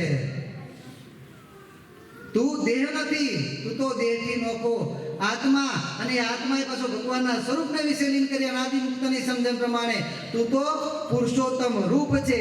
એ પણ સ્વામી બાપા સમજાવે છે કે મૂળ સ્વરૂપ તો દેહ નહીં જો મુક્ત ના બની, મૂળ સ્વરૂપ તો દેહ નહીં જો મુક્ત ના બની, પુરુષોત્તમ રૂપ તુજને કીધો, પુરુષોત્તમ રૂપ તુજને કીધો, નિજ બિરદ ઘડી ભાગ્યો ઘડી, ધન્ય ભાગ્યો ઘડી, શ્રીજી બાપાને મરમે કરી ધન્ય ભાગ્યો ઘડી. સ્વામી બાપા શું કહે છે કે તારું હું દેહ છું, દેહ તે મારું રૂપ છે, આ અજ્ઞાન છે. આ અજ્ઞાનને ટાળી નાખ. મૂળ સ્વરૂપ તો દેહ નહીં જો મુક્તો ના ભણી. તું દેહ રૂપ નથી, તું તો પુરુષોત્તમ રૂપ છે. પુરુષોત્તમ રૂપ તુજને કીધો, નિજ બિરદ ગણી. પુરુષોત્તમ રૂપ કરી અને ભગવાને પોતાની મૂર્તિમાં રાખ્યો છે. હવે ભગવાને આટલું કર્યું છે આપણા માટે. જે આગળ વાત કરી ભગવાન શેના માટે પ્રગટ થાય છે, તે પ્રગટ થયા, આપણને લાડ લડાવ્યા, પોતાનું જ્ઞાન આપ્યું, જ્ઞાન આપીને પુરુષોત્તમ રૂપની સમજણ આપીને જો આમાં વિશ્વાસ આવે તો ભગવાન પોતાની મૂર્તિમાં રાખે છે. બાપા કહે છે, બાપા કહે છે કે જે પ્રમાણે કહીએ છીએ જો વિશ્વાસ આવે તો એ પ્રમાણે જ છે. છતી દેહ અનાદિ મુક્તની પંક્તિમાં જ છીએ. જો બાપાના વચને જીવમાંથી હા પડે તો આપણે બધા છતી દેહ ભગવાનની મૂર્તિમાં જ છીએ. તો ભગવાને આટલું કર્યું, હવે આપણે શું કરવાનું છે? સ્વામી બાપા છેલ્લી કડીમાં કહે છે, મૂર્તિ ધ્યાને નિસદિન ખરજો ન થાય વગોવણી, મૂર્તિ ધ્યાને નિસદિન ખરજો ન થાય વગોવણી, સત્ય કરીને દાસાનું દાસની, સત્ય કરીને દાસાનું દાસની, માનવી નવડી ભાગ્યો ઘડી, ધન્ય ભાગ્યો ઘડી, શ્રીજી બાપાને મરમે કરી ધન્ય ભાગ્યો ઘડી. સ્વામી બાપા કહે છે, હાથ જોડીને પ્રાર્થના કરે છે સ્વામી બાપા આપણને, માનો વિનવણી. સ્વામી બાપા શું કહે છે? માનો વિનવણી. સત્ય કરીને દાસનું દાસની માનો વિનવણી. શું વિનવણી છે? ભગવાને આટલા ઉપકાર કર્યા છે. આવા સર્વોપરી ભગવાન આપણને મળ્યા છે. સર્વોપરી એમની નાગવંશીય પરંપરા મળી છે. સર્વોપરી એવું જ્ઞાન પ્રાપ્ત થયું છે. સર્વોપરી સ્થાન પ્રાપ્ત થયું છે. સર્વોપરી સ્વરૂપોના આપણને પ્રાપ્તિ થઈ છે. આપણે મણિનગર ધામના મંદિરોમાં ગમે ત્યાં જઈએ, કારણ સત્સંગના મંદિરમાં ભગવાન સ્વામિનારાયણ અને એમના મુક્ત પુરુષોના જ અવતાર, બીજા કોઈ અવતાર નહીં. એટલે સર્વોપરી સ્વરૂપની પણ પ્રાપ્તિ થઈ છે, સર્વોપરી ગાદીની પણ પ્રાપ્તિ થઈ છે. હવે બાપા કહે છે શું કરવાનું છે? મૂર્તિ ધ્યાને નિસદિન ઠરજો. હવે ભગવાનમાં ઠરજો, ભગવાનની ભક્તિ કરજો, ભગવાનની આજ્ઞા પ્રમાણે વર્તજો, પણ ભલા થઈ અને ક્યારે અમારી વગોવણી કરશો નહીં. આપણે જો ભગવાન અને મોટા પુરુષની આજ્ઞા પ્રમાણે ન વર્તીએ તો વગોવણી આપણી નથી થતી. આપણે સત્સંગની વગોવણી કરાવીએ છીએ, ભગવાનની વગોવણી કરાવીએ છીએ. કારણ આપણે મસાલાની દુકાને ઊભા હોઈએ, ચાના લારીએ ઊભા હોઈએ, અથવા તો ગમે ત્યાં બીજી જગ્યાએ ઊભા હોઈએ, ખરાબ જગ્યાએ અથવા ખરાબ માણસોના સોબતમાં ફરતા હોઈએ. બીજા લોકો શું કહે છે? આ બાપા વાળો, આ સ્વામિનારાયણ ગાદી વાળો મોટી મોટી ડંપાસો મારે છે, જો મસાલા ખાતો ફરે છે, દાંત તો જુઓ કે છે. કોની વગોવણી થઈ? બહુ મોટું પાપ લાગે છે. બહુ મોટું પાપ લાગે છે. સદગુરુ બાપાએ બાપાશ્રીને પ્રશ્ન પૂછ્યો કે કોઈક ભક્તનું વર્તન એવું હોય કે જેને કરીને અવગુણ આવે અને નવા આદરવાળાને એવા ભક્તનું વર્તન જોઈ અને એનો અવગુણ આવે અને એના કારણે સત્સંગમાંથી જવું પડે તો એનું પાપ પેલા વર્તન કરનારને લાગે કે ન લાગે?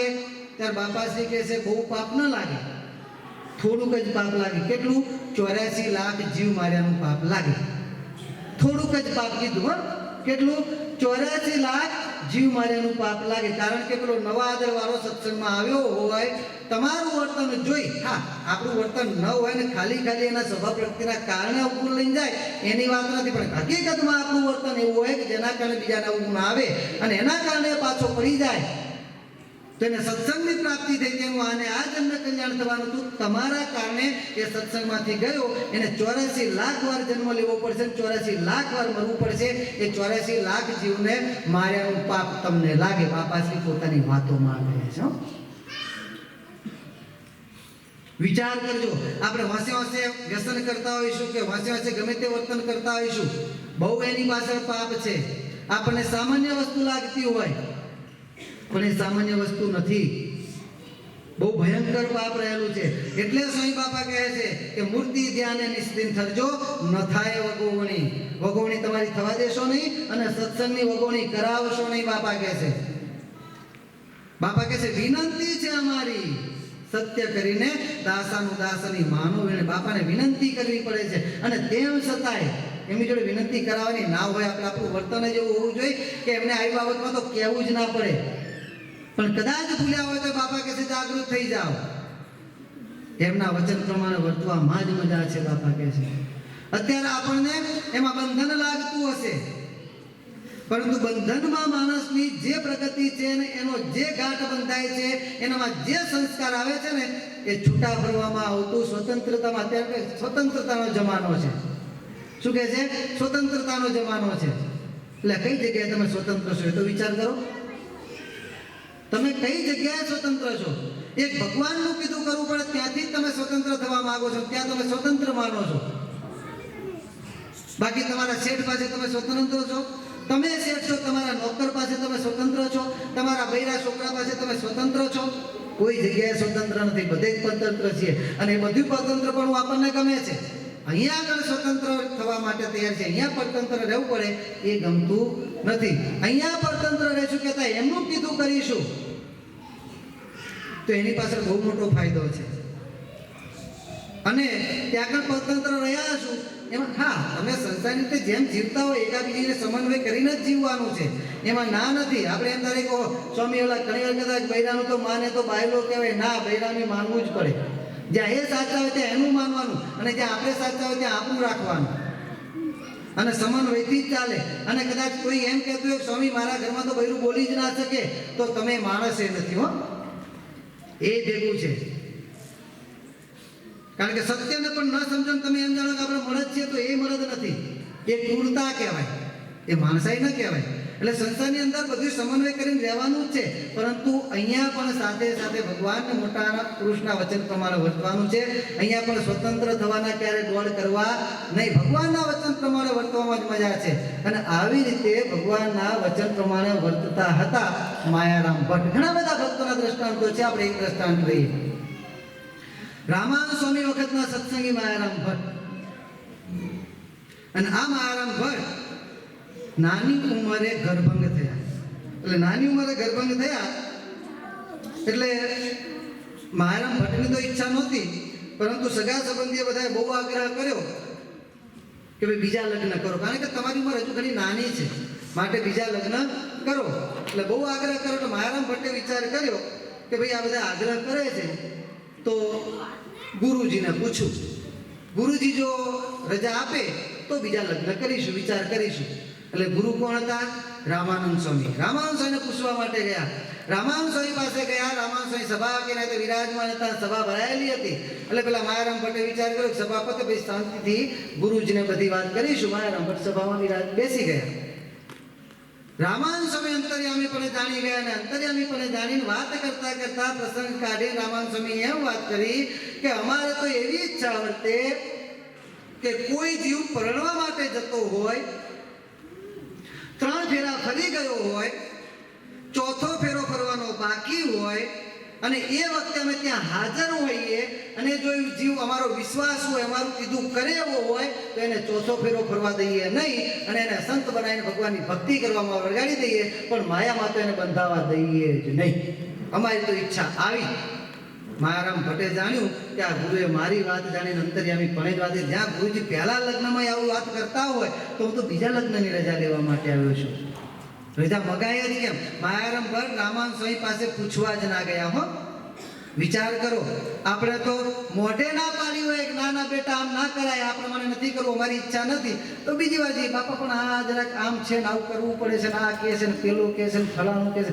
3-4 વાર બાપા પાસે જઈએ, પછી ના છૂટકે બાપા એમ કે ખાવું તમારી મરજી હોય તો કરો. પછી શું કે બાપાની રજા લઈને કર્યું છે. હો, પાછળ શું કે બાપાની રજા લઈને કે બાપાએ રજા આપી લે, બાપાએ રજા આપી નહીં, બાપા કોઈ પરાણે તમે રજા ખેંચીને લીધી છે. પણ માયારામ ભટ્ટ તો શું મનમાં વિચાર કરે છે ગુરુજી તો પહેલા લગ્ન માટે પણ ઈચ્છા ન દર્શાવતા હોય તો હું તો બીજા લગ્નની રજા લેવા માટે આવ્યો છું. વાત કરાય જ કેમ? આને કહેવાય ગુરુના વચન પ્રમાણે વર્ત્યા કહેવાય. હો, બાકી આખા જગતનું કીધું કરીએ, ગુરુનું કીધું કરવામાં જ કાઠું પડે છે. એક સંત મહાત્મા વગડાની અંદર પોતાની ઝૂંપડી બાંધી રહેતા. ત્યાં આગળ ભગવાન પધારેલા મંદિર જોઈને બધા ભક્તો ત્યાં દર્શન કરવા માટે આવે. આ રીતે રોજ ભેગા થાય. એક વખત આવો જેમ આપણે અત્યારે સાકોત્સવનો પ્રસંગ છે એ રીતે એમને કંઈક પ્રસંગ છે. એટલે જેમ અગાઉથી બધા ભક્તો સેવા કરવા માટે આવે એટલે વગડામાં બધા સેવા કરવા માટે આવેલા. સેવા બે પતી ગઈ એમ કરતા કરતા રાતના 12 વાગી ગયા. 12 વાગી ગયા અને એક બાજુ બધા જવા માટે તૈયાર થયા અને એ જ વખતે લાઇટો ગઈ અને અંધારું ભંગોર થઈ ગયું. વગડો હતો અને વરસાદ થવા માંડ્યો. કડાકા ને ભડાકા વીજળી થાય ને અંધારું ભંગોર થઈ ગયું. કાંઈ દેખાય નહીં.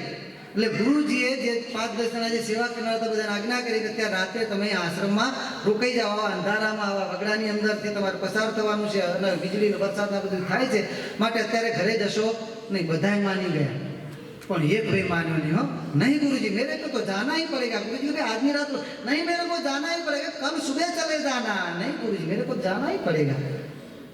मेरे बिना घर में सब कुछ तबाह हो जाएगा, कुछ नहीं बचेगा, कोई काम नहीं होगा, ऐसा नहीं होगा, ऐसा नहीं होगा, मेरे को जाना ही पड़ेगा. बहु गुरुजी समझाए, बहु समझाए. पेलो मान्यो नहीं. गुरुजी के हार भाई संभाળી जजे. भगवाने संभाળી અને હાચવીને જજે કે છે. પેલો તો નીકળ્યો. 5 मिनट 10 मिनट 15 मिनट से पाछो आया. दरवाजा खखड़ाया. गुरुजी अब नहीं जाना, यहाँ रुकना है. क्यों? पहले तो बोलता था मेरे को जाना है, वापस क्यों आया? अरे गुरुजी जा ही रहा था मैं, मगर गधा भूखा कैसे जतो तो रास्ता में गधेड़ो भूख्यो. अब सुकन थी पेला गुरुजी कैसे गधे की मानता है, गुरु की नहीं मानता. હું તને કહેતો તો ના જઈશ તમારે જવું જ પડશે. પેલો ગધેડો પૂછ્યો એની વાત માનીને પાછો આવ્યો. આપણું કામ એવું છે. પણ માયારામ ભટ્ટ ભગવાનના વચન પ્રમાણે વર્તવાવાળા. ભગવાનની ભક્તિમાં પણ એમને કેવી ઓલી હતી તાલાવેલી કે એક દિવસ માયારામ ભટ્ટ અને એમના ભાઈ ગોવિંદરામ ભટ્ટ બંને જણાએ નક્કી કર્યું કે આપણે કંઈક નાનો મોટો વેપાર કરીએ તો આપણું ઘરનું ગાડું ધીમે ધીમે હરખું ચાલે. શું વેપાર કરીશું? સાંજે વાળું કરી નવરા પડ્યા એટલે બંને ભાઈ વેપાર માટે બધો વિચારણા કરવા માટે બેઠા. એટલે વિચાર કરવા માટે ભાઈ આપણે કરિયાણાનો વેપાર કરીએ તો કે છે કરિયાણાનો વેપાર કે આટલું રોકાણ જોઈએ ને આટલો આમાં ખોટ આવે ને આમ થાય ને ગ્રાહકની પાસે આમ કરવું પડે ને આટલો ટાઈમ કર. ના એના કરતાં એક કામ કરીએ, કાલા કપાસનો વેપાર કરીએ. એમ કરતાં કહે છે ના આપણે આનો વેપાર કરીએ ને પેલો વેપાર કરીએ. એમ બધી વિચારણા આમાં આટલો ફાયદો છે, આમાં આટલું નુકસાન છે, આમાં આમ છે. એમ વિચાર કરતા કરતા કરતા કરતા કુકડો બોલ્યો. શું થયું? સંધ્યા ટાણે વારું કર્યા પછી વાત કરવા વિચાર કરવા માટે બેઠા છે. કુકડો બોલ્યો. માયારામ ભટ્ટ કહે છે ગોવિંદરામ શું થયું? ત્યારે ગોવિંદરામ કહે છે ભાઈ મોટા ભાઈ કુકડો બોલ્યો. સવારના 4 વાગ્યા. પેલો કે માયારામ ભટ્ટ કહે છે મૂક. ખાલી આપણે ધંધો કરવો છે એનો વિચાર કર્યો, એમાં આખી રાત ભગવાનના સ્મરણ વિના ગઈ કે છે. જો ધંધો કરો, હજુ તો વિચાર કર્યો છે. ધંધો માંડીશું તો આપણે શું થશે? આપણે તો ભગવાનની ભક્તિમાં વિઘ્ન કરે એવું કાંઈ ના જોઈએ. આ વેપાર કાંઈ ના જોઈએ. જે પ્રમાણે ચાલે છે ભગવાનની ઈચ્છાથી તે બરોબર છે કે છે. આ પ્રમાણે સમર્પણ ભાવ હતો. આવો કારણ કે માયારામ ભટ્ટ તો સદાય ભગવાનની ભેગા જ વધારે ફરતા, એમની સેવામાં રહેતા. અને ગોવિંદરામ ભટ્ટે ધ્યાન કથા વાર્તા આમાં વધારે એમને આસક્તિ હતી. એટલે આ પ્રમાણે જીવન આ પ્રમાણે કરતા. હવે જો ભક્ત ભગવાનને સમર્પણ થાય છે તો એ ભક્ત પણ ભગવાનના કેવા કામ કરે છે. એક વખત સ્વામિનારાયણ ભગવાન એ માયારામ એમના ગામની ભાગોળેથી પસાર થતા હતા. આખો સંઘ સાથે હતો 100 માણસોનો. હવે ભગવાને ખેતરમાં જોયું તો ખેતરમાં બાજરી વાવેલી, બાજરી લણવાનો ટાઈમ થયેલો, બાજરી સુકાતી હતી. ભગવાને પેલા માયારામ ભટ્ટને પૂછ્યું માયારામ આ ખેતર કોનું છે? ત્યારે માયારામ ભટ્ટ કહે છે મહારાજ આપની ઈચ્છાથી આ સેવકને આ ખેતર મળેલું છે કે છે. આપની કૃપાથી આ ખેતરમાં જે કાંઈ પાકે એમાંથી અમે જીવીએ છીએ અને આ પ્રમાણે કે આપની કૃપાથી આ પ્રાપ્ત અમને થયેલું છે. અરે મહારાજ કહે છે માયારામ આ ખેતરમાં બાજરો સુકાય છે, પક્ષી ભંજવાળ કરે છે અને લણવાનો ટાઈમ થઈ ગયો, તમે લણતા કેમ નથી? અને ત્યારે માયારામ ભટ્ટ કહે છે મારા ટાઈમ તો મળવો જોઈએ ને. આપની સેવામાંથી નવરો પડું તો એ કરું, જો એ કરું તો આપની સેવા ન થાય. એ જે થવું હોય થાય, પણ તમારી સેવામાં ક્યારે પણ ઉણપ આવવી જોઈએ નહીં. અને ગોવિંદરામ ભટ્ટ છે આપની ભક્તિમાંથી બહાર નથી આવતા, એ ભક્તિ કર્યા કરે છે. અને મારા સાચું નાણું તો આ છે, આ હશે જેટલું મળશે એટલું ઠીક. સહેજે સહેજે થાય એટલો વ્યવહાર કરવો, બાકી આપના ભજનમાં કોઈ પણ જાતનું વિઘ્ન આવવા દેવું નથી. જ્યાં માયારામ ભટ્ટે આવું કીધું, મહારાજ કહે છે કે અમારી પાછળ, અમારી ભક્તિમાં, અમારી સેવામાં જે ખબરદાર રહેતો હોય તો એને તો ધ્યાન મહારાજ કહે છે અમારે રાખવું પડે. અને તરત જ મહારાજે પોતાનો ખેસ હતો ને એ છોડીને એની ફાંટવાળી, ગામડામાં ખબર ફાંટવાળે પાછળથી ફાંટવાળીને ભગવાન ખેતરમાં ઉતરી ગયા. હો, અને ખેતરમાં ઉતરીને ભગવાન પોતાના હાથે બાજરી ભાગી ભાગીને ફાંટમાં નાખવા માંડ્યા. ખુદ ભગવાન પોતે ખેતરમાં ફાંટવાળી ઉતરી ગયા. પાછળ 100 હરિભક્તોનો સંઘ છે, કોઈ ઉભા રહે? બધાય કાઠીઓ, બધાય જેને જેને જે તું પાઘડી બાગડી છોડીને કે ખેસ હતો એ ખેસ ફાંટ વારી અને જોત જોતામાં તો માયારામ ભટ્ટનું આખે આખું ખેતર લણાઈ ગયું. મહારાજ કહે છે જેને અમારી ભક્તિની ચિંતા છે, અમારી ચિંતા છે, એની ચિંતા મહારાજ કહે છે અમારે છે. ભગવાન કહે છે આ પ્રમાણે, અને આ પ્રમાણે ભગવાનની ભક્તિમાં જ્યારે આપણે જીવન ગુજારીએ ને ત્યારે બાપા કહે છે કે એની જવાબદારી અમારા હાથમાં છે, એનું કામ કરવું એ પણ અમારા હાથમાં છે. બાપા કહે છે, બાપાશ્રી પોતાની વાતોમાં કહે છે કે તમે જે જે કાંઈ ભક્તિ કરો છો, જે જે કાંઈ સેવા કરો છો એનું ફળ અમે મહારાજ પાસેથી અપાવીશું ને, એ જ્યારે અપાવીશું ત્યારે તમને ખબર પડશે બાપા તમે તો અમારા માટે આવું સુખ રાખી મૂક્યું હતું, ત્યારે ખબર પડશે. બાપા કહે છે કે જેમ અહીંયા તમે અમારું માનો છો ને એમ અક્ષરધામમાં ભગવાન સ્વામિનારાયણ અમારું માને છે. બાપાશ્રીના શબ્દો છો. બાપાશ્રી કહે છે જેમ તમે અહીંયા અમારું માનો છો તેમ અક્ષરધામમાં ભગવાન સ્વામિનારાયણ અમારું માને છે. તમે આ ભક્તિ કરો છો, ભગવાન અમે પ્રાર્થના કરીને અમે તમને સુખ અપાવીશું, અને અમે જે પ્રમાણે પ્રાર્થના કરીશું ને મહારાજ એવું તમને સુખ આપશે કે છે. એટલે અમારું તમે જે સેવા કરો એનું સુખ કેવું છે બાપા કહે છે આવું છે, તમને જ્યારે મળશે ત્યારે ખબર પડશે. અત્યારે વર્તમાન કાળે પણ આપણે સ્વામિનારાયણ ગાદીએ સ્વામીશ્રીના વચને કે જે જે સેવા કરીએ છીએ એમની ભક્તિ કરીએ છીએ. બાપા કહે છે કદાચ તમારું અધૂરું હશે તો પૂરું કરવાની જવાબદારી અમારી છે, અને કદાચ આપણે ભક્તિ કરતા કરતા અધૂરું રહ્યું હશે, આપણો અંત સમૂહ આવશે અને ત્યારે ભગવાન સ્વામિનારાયણ વિચાર કરશે કે હજુ આનું અધૂરું છે, બીજો જન્મ ધરાવવા જેવો છે. ભગવાન સ્વામિનારાયણ એમ વિચાર કરશે કે હજુ આનું અધૂરું છે, આનું પૂરું કરવા માટે બીજો જન્મ ધરાવવા જેવો છે. પણ જો આપણે આચાર્ય સ્વામીશ્રી મહારાજની આંગળી પકડી હશે, એ સ્વામીશ્રી મહારાજને એમ કહે છે કે મહારાજ એના કર્મ પ્રમાણે તો જો એને બીજો જન્મ ધરાવવો પડે એવો છે, પણ મહારાજે મારી આંગળી પકડીને આવ્યો છે, તમારે એનું કલ્યાણ કરવું જ પડશે. ભગવાન સ્વામિનારાયણ એ વખતે આપણા સ્વામીશ્રી મહારાજની પ્રાર્થનાને એમને વશ વર્તે છે. એમને વશ વર્તે સ્વામીશ્રીની આંગળી પકડી હશે તો આપણું ગમે તેવું અધૂરું હશે, અધૂરું જાણી જોઈને રાખીશું એની વાત નથી હો, કરતા કરતા અધૂરું રહ્યું હશે તો ભગવાને આપણું પૂરું કરશે અને અંતે પોતાના ધામમાં લઈ જશે. બાપા કહે છે ભક્તિનું આવું ફળ છે. ક્યારેય પણ બાપા આગળ શબ્દ સ્વામી બાપાના શબ્દોમાં આપણે વિચારીએ, ક્યારેય પણ આપણે આપણી કે સત્સંગની વગોવણી કરાવીએ નહીં, અને ભક્તિ કરી સ્વામિનારાયણ બાપા, સ્વામી બાપાને પરમ પૂજ્ય આચાર્ય સ્વામીશ્રી મહારાજને ખૂબ ખૂબ રાજી કરતા રહીએ, અને એમાં આપણા ભેગા ભળી અને આપણા જીવનમાં દિવ્ય જીવનની જ્યોત જગાવી અને એ આપણને ભક્તિમય એ વાતાવરણમાં એવા ડૂબાડી દે કે એમાંથી આપણે ફરીથી ક્યારે બહાર નીકળી જ ન શકીએ. એ પ્રાર્થના સાથે બોલો અક્ષરધામના અધિપતિ સ્વામિનારાયણ બાપાની જય, ઘનશ્યામ મહારાજની જય, હરિ કૃષ્ણ મહારાજની જય, સહજાન સ્વામી મહારાજની જય, બાપાશ્રી જય.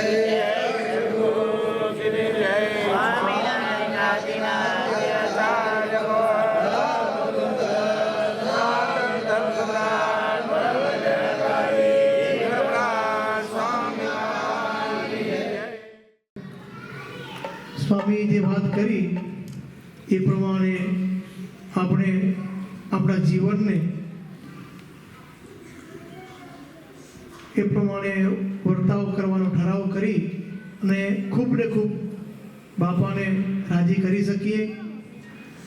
કારણ કે કથા વાર્તા છે જેટલી સાંભળીશું તેટલી આપણા જીવને ફાયદો થવાનો છે.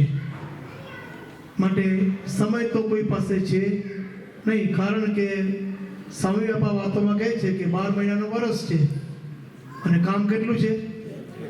13 મહિનાનું કામ છે. એ તો દિવસો તો કંઈ વધવાના છે નહીં વર્ષના. એમાંથી કંઈ સમય ફાળવી અને ભગવાનની ભક્તિ કરશું તો જરૂર ભગવાન આપણે પર રાજી થશે. જામવારી રે જામો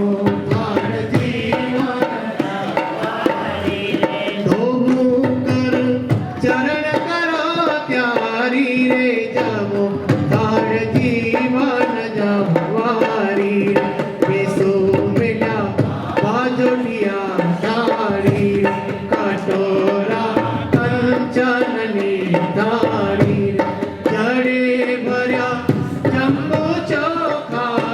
રે જમો થાળ જીવન જવારી રે હરી કાઠા ગૌની ગોરી રે મેળી કૃત સ્વાકર હે કાઢ્યો રસ કેરીનો ગોળી રે કાઢ્યો રસ કેરીનો ગોળી રે જમો થાળ જીવન જવારી રે ગણ્યા સાટા કેવર ફૂલવરી રે દૂધ પાક માલપુઆ કરી રે પૂરી પોચી થઈ છે ઘીમાં ચડી રે પૂરી પોચી થઈ છે ઘીમાં ચડી રે જમો થાળ જીવન જવારી રે અથાણા શાક સુંદર ભાજી રે આવી જો તરત કરી તાજી રે દહીં ભાત સાકર છે જાજી રે દહીં ભાત સાકર છે જાજી રે જમો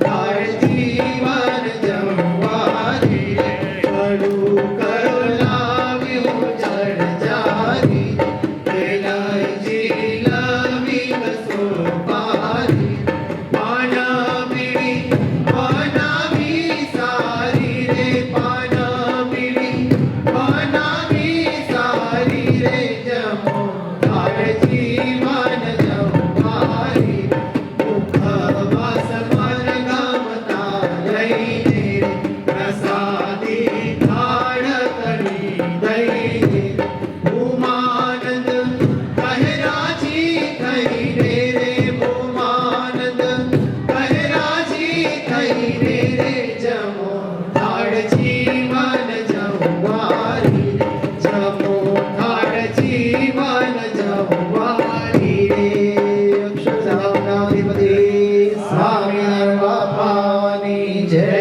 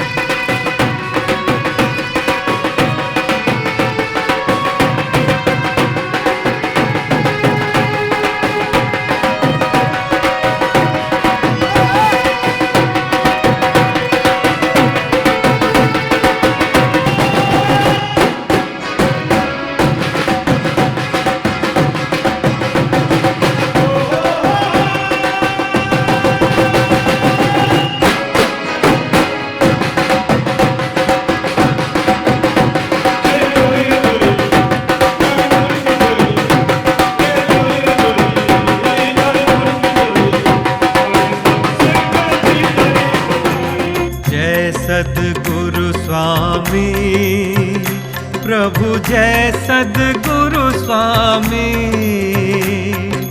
सहजानंद दयाळु बलवंत बहुनामी, जय सद्गुरु स्वामी।